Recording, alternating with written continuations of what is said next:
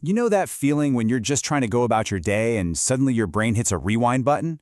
All of a sudden you're replaying some conversation from years ago? Well, in this explainer, we're going to figure out why our brains get stuck on these loops and, get this, what they're actually trying to do.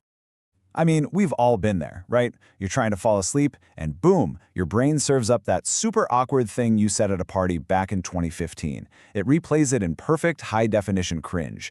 It's frustrating, and honestly, it can be pretty exhausting. That's exactly it. It feels totally out of your control, like you're strapped into a chair, forced to watch the same embarrassing scene over and over again. You're just begging to change the channel, but it feels like your brain is hogging the remote. But what if? What if that loop actually has a point? Okay, so let's really look at this thing for what it is. This isn't just some random thought that pops in and out. For a lot of us, it's a whole recurring event, a conversation that's just stuck on repeat. And here is the first thing I really want you to hear. If this happens to you, you're not broken. You're not weird. Actually, you are completely and totally normal. This whole tendency to replay old social moments is a super common, standard issue feature of the human brain's operating system. So, now that we've got that out of the way, it's normal, let's get a little more specific. What is actually going on up there when we get stuck in the cycle? Turns out, psychology has some pretty fascinating answers for us. Of course they do. And giving something a name is always the first step to really getting a handle on it. This isn't just you dwelling on the past. It's a real, recognized cognitive process. They call it the overthinking loop. I mean, it's pretty perfectly named, right? It's our brain's tendency to get hooked on some past social thing and just analyze it to death, picking it apart, replaying it from every angle over and over again. So this is the big question, isn't it? Why? It feels so useless. It usually just makes us feel anxious or embarrassed.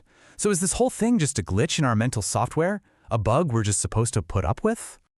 Well, the answer might actually blow your mind a little. What if it's not a bug at all? What if it's a feature? Let's try to look at this whole thing in a new light. Let's think of it as your brain's own private rehearsal stage. And this is where it gets really interesting. Look at the contrast here. On the one hand, how it feels. Completely pointless, definitely anxiety-inducing, and it feels like you're hopelessly stuck in the past. But what it's actually doing, it's protective. It's focused on the future. It's a rehearsal. This idea is such a game changer. Listen to this again. Your brain isn't trying to punish you with the past. It's trying to prepare you for the future. It's not trying to make you feel bad. It's trying to make you feel ready. So how does this whole rehearsal thing work? Well, it's basically a 4-step process. First, your brain flags a past social fumble. Step 2, it runs tons of simulations.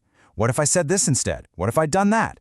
Then it starts scripting better outcomes, kind of like writing a better ending to the scene. And all of that is to do step 4, prepare you for similar situations down the road.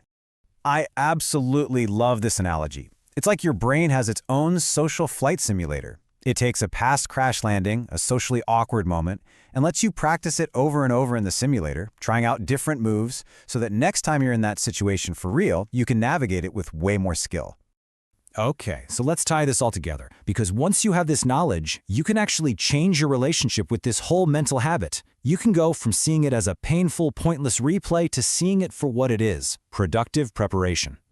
So let's just quickly recap the big ideas here. Number 1, this mental replay thing is totally normal.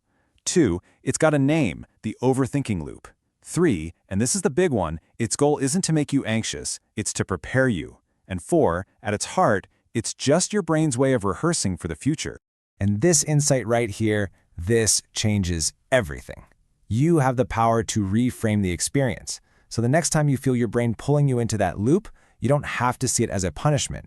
You can actually choose to see it as practice. So I'm going to leave you with this final thought. The next time your brain hits that rewind button and starts playing an old scene, instead of getting frustrated with it, try getting curious. Just ask yourself one simple question. What is this trying to prepare me for? The answer might just be the key to your next social success.